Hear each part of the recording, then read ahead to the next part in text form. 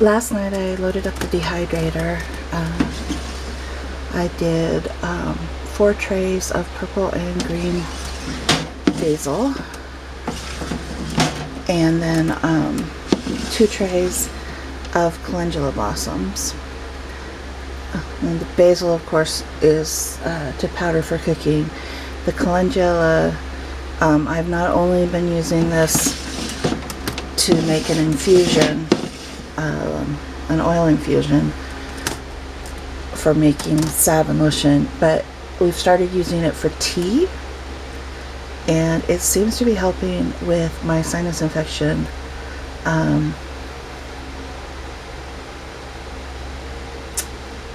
It's supposed to be good medicinally for boosting the immune system, and I think that it is. I've been drinking the calendula tea for 3 days now, and it has really seemed to make a difference. I'm not over the sinus infection at all, but I can definitely feel an improvement a lot faster than normally when I get a sinus infection. So yeah, I think this little foray into herbal medicine is going to pay off a lot. I'm still also drying herbs on the wall. It does take a lot longer, but it doesn't take any use of electricity. These ones have been up about 10 days. The yarrow is dry. Calendula is not quite. And the thyme is almost there. And then I have some lemon balm on a different wall. We'll go see how it's doing. Okay, the lemon balm is starting to get crispy, but I think it's going to need another 3 days or so. It's been up there about a week, so not as long as the other herbs. Okay. This is how I make calendula tea. I've got my tea diffuser, or tea infuser here, and for 2 cups of water it is 2 teaspoons of petals. I have a half teaspoon measure here.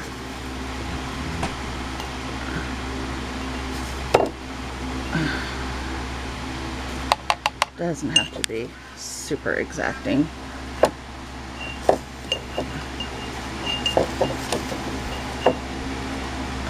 Okay, and that's about a whole teaspoon.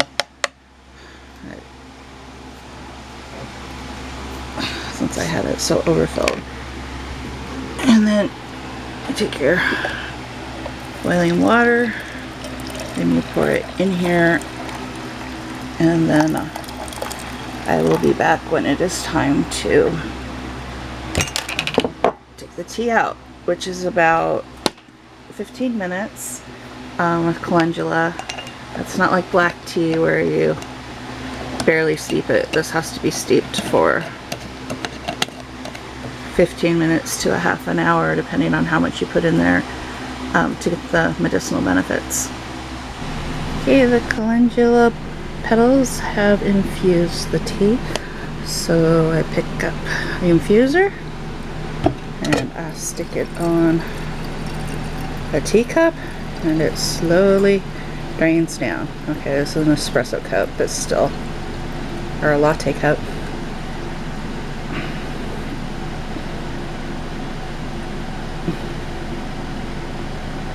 And you're left with an empty infuser and a big mug full of tea. Since the calendula wasn't finished drying, I went and got some bee balm to dehydrate as well. I'm doing both the flowers and the leaves. The bee balm is used for a lot of things, but the primary reason I'm saving it is that it helps with yeast infections. And in a situation where you can't get medical help, the last thing you want to have to put up with would be a yeast infection. They are nasty and horrible, and even if you only ever had them once, you never want to have them again. So I want to have them on hand in case of emergencies. And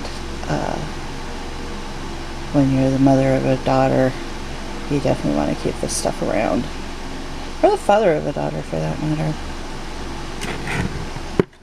Okay, so this is my tray of bee balm petals ready to go into the dehydrator, and my tray of bee balm leaves, and I'm probably going to have about 2 more trays of leaves. And when this is done, I'll show you what it looks like. Okay, this is what 4 trays of basil dehydrated down to. So I'm trying to fill this jar, and so far I have gotten maybe 8 trays worth in here. So it's going to take quite some time, and I don't know that once this is ground down it won't be more than a ½ an inch. But we'll find out. So that gave me about 3/4 of an inch more, but this much wasn't actually dried when I went to powder it, so that's going back in the dehydrator for another hour or 2, and so I may actually end up with a whole inch more in the basil jar. We'll see. Okay, so this is how much bergamot or bee balm leaves I ended up with, and this is how much bergamot or bee balm petals I ended up with from what I showed you earlier. And I think on some of the garden videos I have been calling the bee balm monarda, but it's actually bergamot. I had to look it up to make sure.